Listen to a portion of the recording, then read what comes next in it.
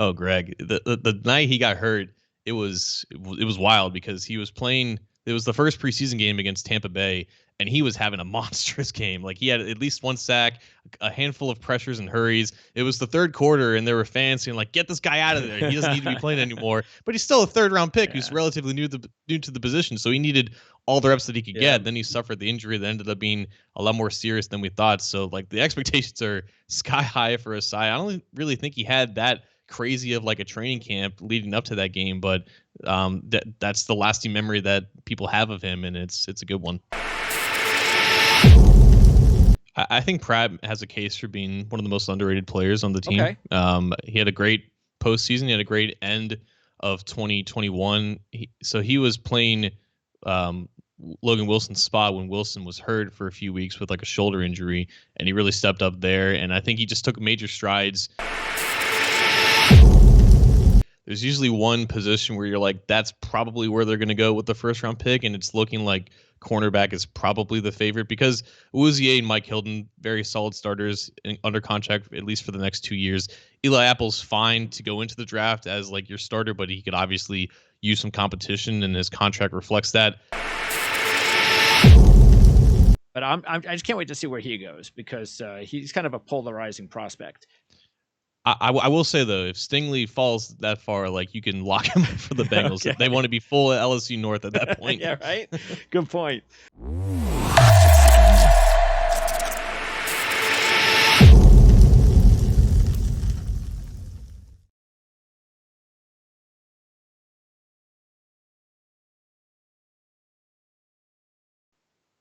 It's time to talk Cincinnati Bengals football on the Our Lads Football Network.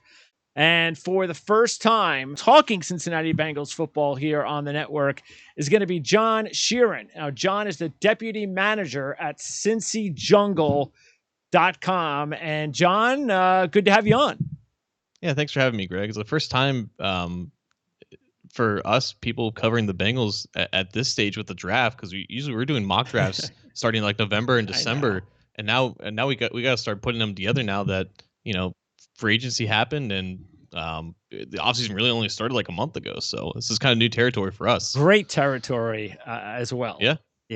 I sure. Can't wait till that feeling comes around again as a Jet fan. So it's been a long time coming, but that means that the Bengals are a lot more equipped talent-wise as well. It's not just a fluke that they got there. And yes, Joe Burrow has a lot to do with it. There's no question about it, but he can't do it himself. So the talent upgrades have happened. Who is, if you had to just pinpoint one guy to be the most responsible for that, who would it be as far as the talent upgrade over the last several years? So Duke Tobin is their de facto general manager. He doesn't have that official title for whatever reason, but he's been with the team since probably like the late 90s. His dad, Bill Tobin, has been with the team for a little bit longer, and that's kind of how he got integrated with the staff. And he's just been there, and his role has gradually increased for over the past 2 decades now. But when they introduced Zach Taylor as the head coach, like Tobin was the guy who pushed for him in that hiring process, and they put him on the podium next to Taylor when they introduced him, and it's basically like, okay, this guy is more or less the GM around here, and he's been the architect for the past 3 years now with bringing in a lot of high quality free agents. They have a very small staff around him. They have a director of pro scouting, and they have a handful of pro scouts as well. So it's mainly been Tobin as the architect for kind of rebuilding this roster from the ground up. Well, the Burrow pick was the home run, and getting to the Super Bowl this early in his career is that much more important. So now it's about improving the rest of the roster so they could get over the hump, and mainly the biggest issue everybody was well aware of was the offensive line, and so.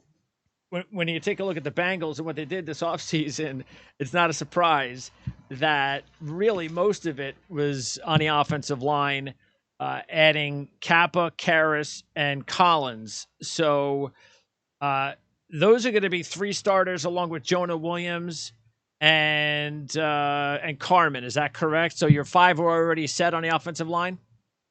That seems to be the plan. There was speculation from mostly from fans about if they were going to move Jonah from left tackle, but replacing a decent left tackle with a better left tackle is very hard to do nowadays because not many of those guys are available for trades or whatever. But yeah, the right side of the offensive line was always going to be the focal point here, and the fact that the Bengals never really spend much on guards in general, it was very shocking. I think for a lot of people to see them ink a deal with Alex Kappa like as soon as legal tampering began. And he's like their highest paid guard in team history, but he's so much better than what they had last year in Hakeem Adeniji and Jackson Carman, who they had there in the beginning of the season. And then Adeniji kind of finished off when Carman wasn't doing very well. But Carman was a college left tackle from Clemson, and that's where they feel like he's probably best suited going forward to be on that side of the line. And they have been developing him at guard. So left guard's the logistical fit for him. Karras replaces Trey Hopkins at center. Trey Hopkins is still a solid player, but he's now going to be 30 years old. He had one year left on his deal, coming off of a torn ACL last year. His career trajectory was probably at best, kind of evening out and maybe going down. So Karras is probably a marginal upgrade over him.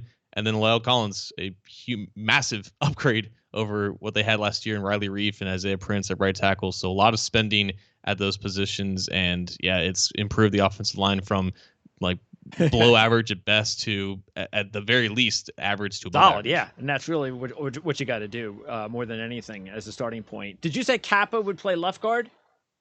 Kappa would play Right right guard, guard. yeah, Sorry, and then that was Jackson confusing. Carman at left guard. Okay. Yes, yeah. And by the way, Carman, I know as you know, as a rookie, you're gonna have your struggles. So is there still a lot of hope that he can be a top tier offensive lineman? I think it's a mixture of hope and this better work out because they drafted him in the second round when I don't believe a lot of people pegged him to go off the board that high. He's from Cincinnati. He worked with Willie Anderson, former Bengals offensive lineman, and they still value Willie's opinion on some of these guys really highly. So Willie kind of vouched for him, and there was the local connection as well, and they felt like he could translate better to guard than what he was in college at tackle. So I think for them, it's like this guy was a second round pick. We're not going to spend for 4 free agent offensive linemen who are high quality. So Carman, like this is his year to really progress things forward and get his development on the right track. Because if not, then they have a pretty big issue going forward at that spot. Because other than him, there's no real other solid options at that spot. Like maybe Deontay Smith can translate to that position, but that's also a major projection as well. So they're counting on development at that spot, and Carman is definitely the favorite to win that race. Yeah, because looking at the backup situation, on the line in general, Hill is a 6th-round pick from last year. Smith, the 4th-round pick from last year. You mentioned Adeniji, and then there's Prince.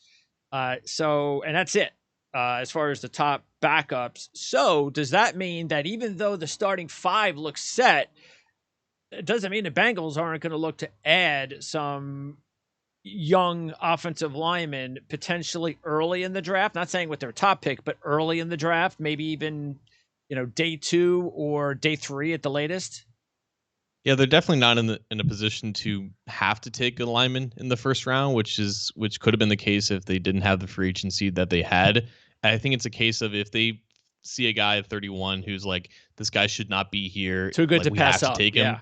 Right. Like, and to just fill in that left guard spot, or maybe even center if they want to move Karras to left guard. That would be that scenario, but they're definitely not pigeonholed to do that now. And I think they want to focus probably on defense with that pick in general. But yeah, in their mind, like the best case scenario is that one guy develops well this year at left guard, and that's 5 solid starters, and you're not really counting on a rookie to fill in that spot because unfortunately they just had zero luck counting on rookies to play offensive line for them. And that would be really the interior more than anything, correct? That would be a center. Yes, yeah. And you talk about somebody slipping. Now, there's no way he's slipping to 31.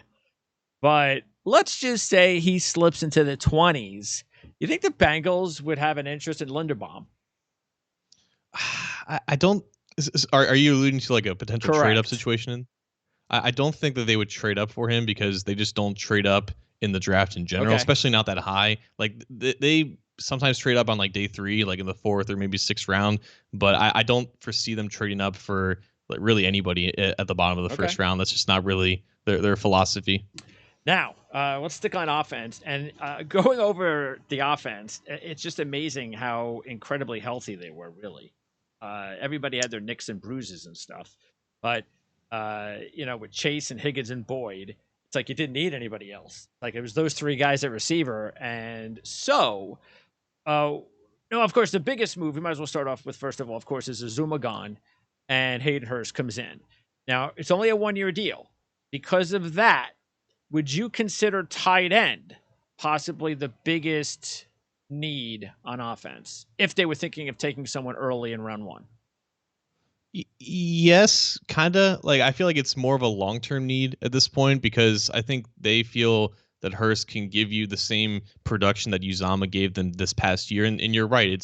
It's the three receivers show more than anything, and whoever's at tight end is going to be just a complementary piece at that. But I think Hurst is a little bit more of an athletic receiving option than Uzama. He's not giving you the same value as a blocker, but yeah, being on a 1 year prove it deal essentially, it gives Hurst the chance to establish himself as maybe a long term option here. But in all likelihood, they're going to draft an athletic tight end sometime in the first 5 rounds. I have no idea where, but I think that would make a lot of sense because behind him, you have Drew Sample, who is just a blocking tight end on the last year of his deal. You don't have any long term stability at that spot, and you'd like to get someone with maybe higher upside than what Hayden Hurst is right now. So, yeah, there's an argument for that. But you don't think, and I don't know where McBride or Likely kind of think that maybe it's possible they could go in the late first round, even though it's starting to seem like a second round tight end is the first guy coming off the board. But you never know. Once you get to the late first round, anything could happen.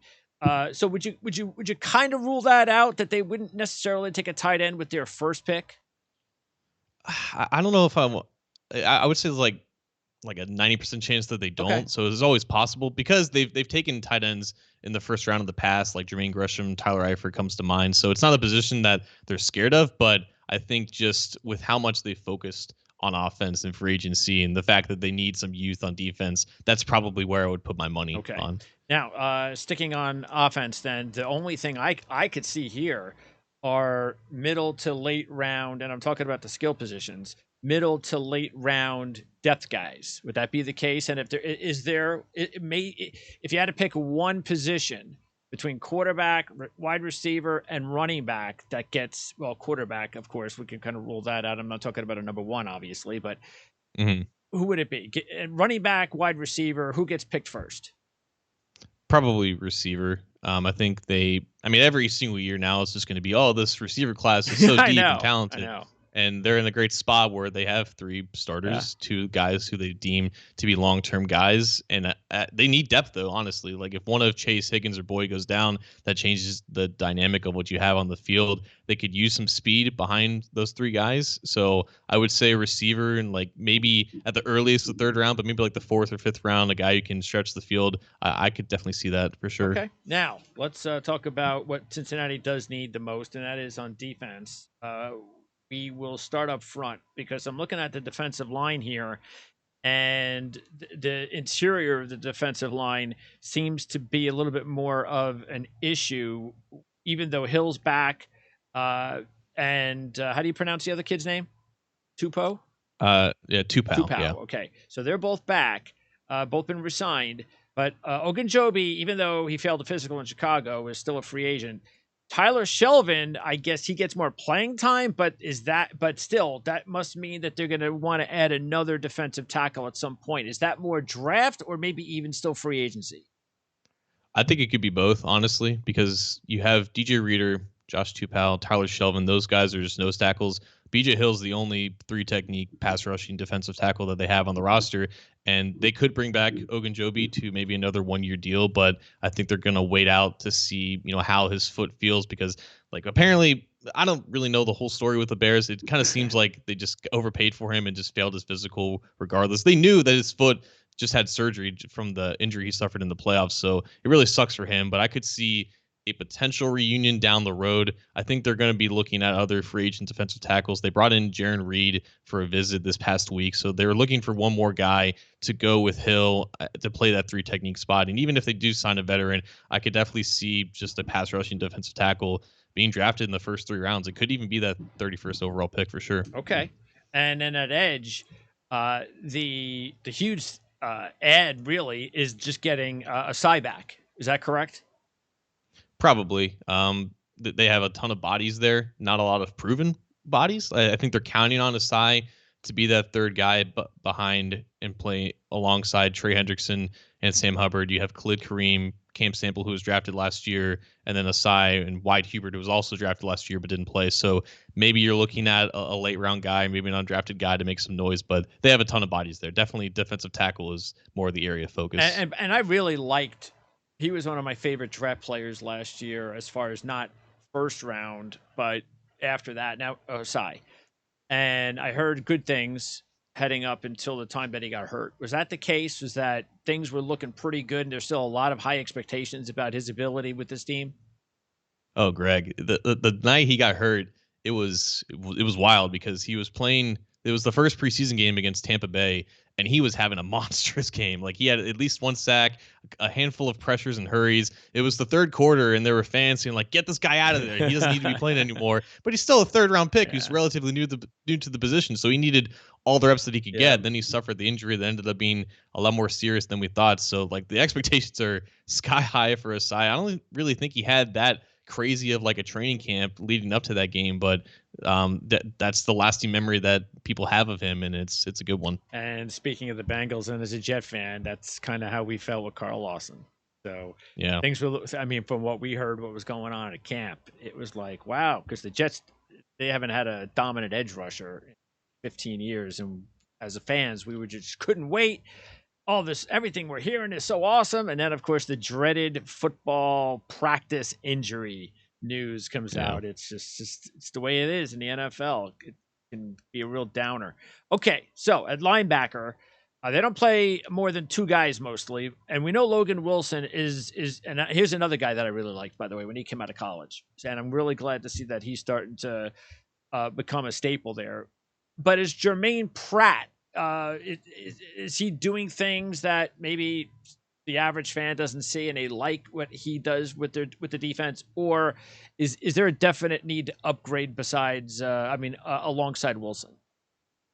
I think Pratt has a case for being one of the most underrated players on the team. Okay. He had a great postseason. He had a great end of 2021.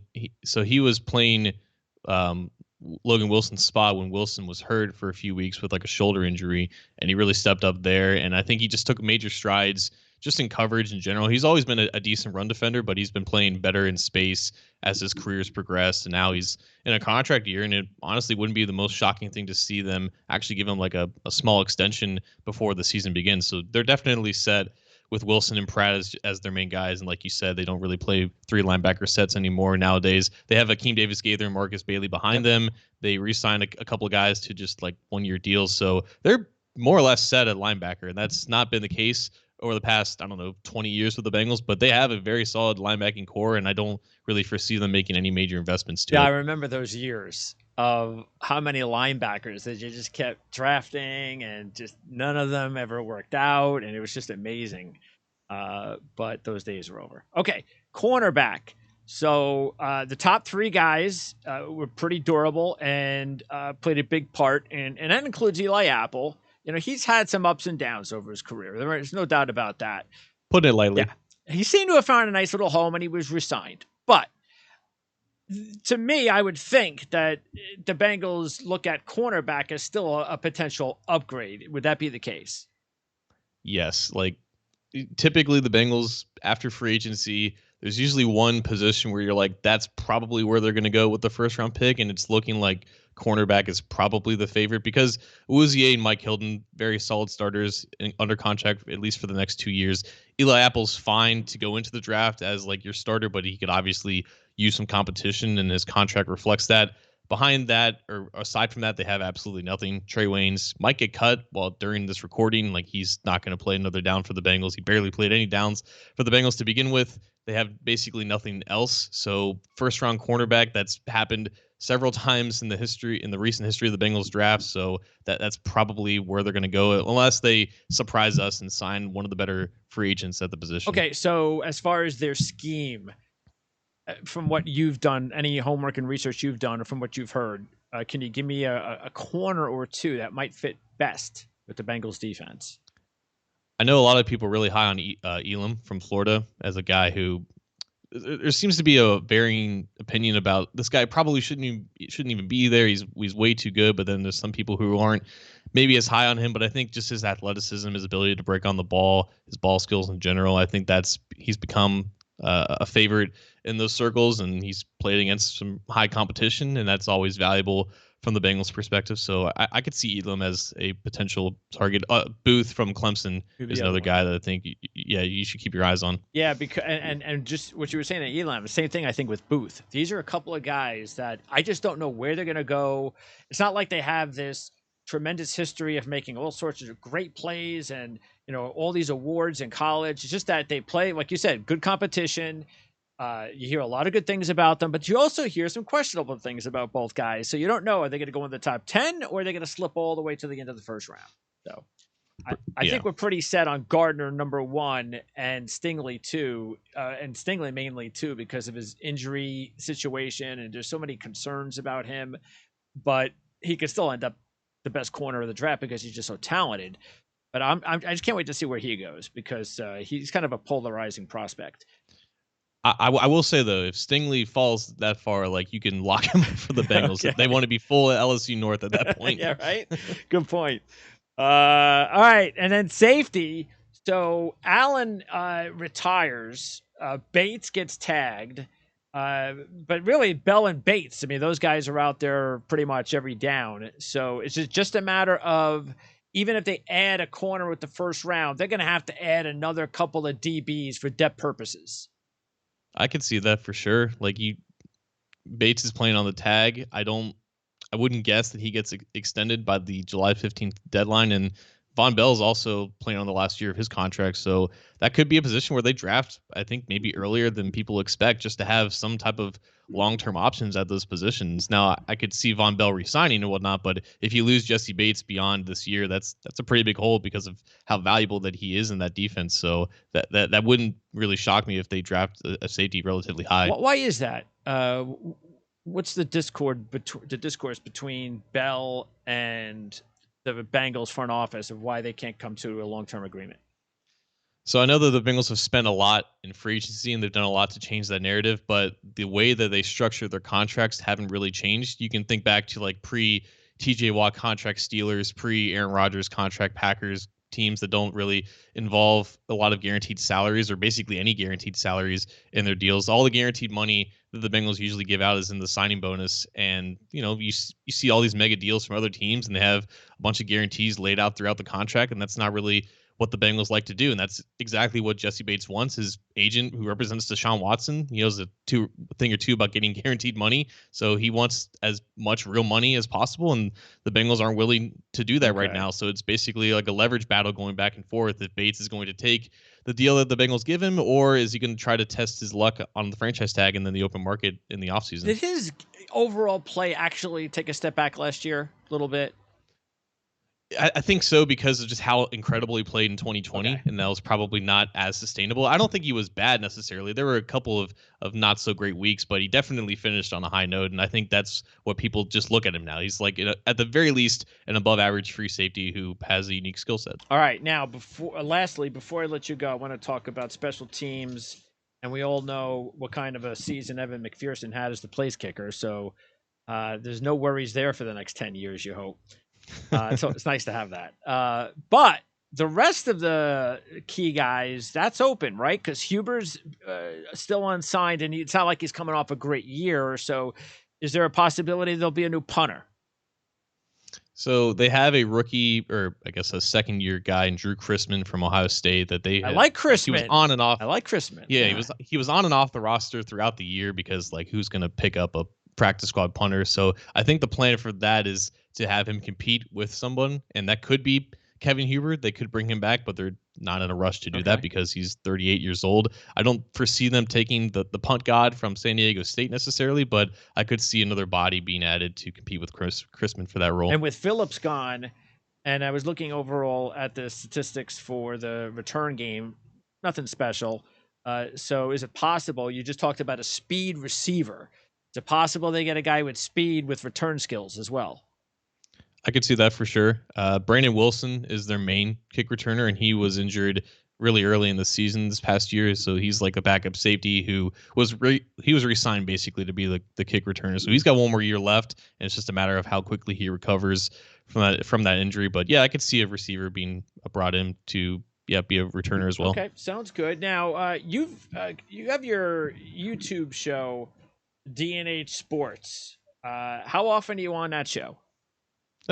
So we go live every Tuesday at about 7:30 Eastern time. It's called the Number One Bengals podcast, but it's on the YouTube show at D&H Sports because the two hosts of the show are Daddio and Hoji, and they are the two most knowledgeable Bengals fans who also happen to be puppets. So definitely check us out there on YouTube and wherever you get your podcasts. That's awesome. You can also catch me and my co-host Anthony Cosenza on the Orange and Black Insider Bengals podcast. It's Cincy Jungles podcast. And again, anywhere you can find your podcast, you can find that. So yeah, check us out there. John, I appreciate it. Great job. I look forward to hopefully getting the opportunity to talk to you after the draft when we put our draft review guide together and get your opinion on how things went in the offseason and the NFL draft for the Cincinnati Bengals. I'm looking forward to that, Greg. Thanks, John. Thank you.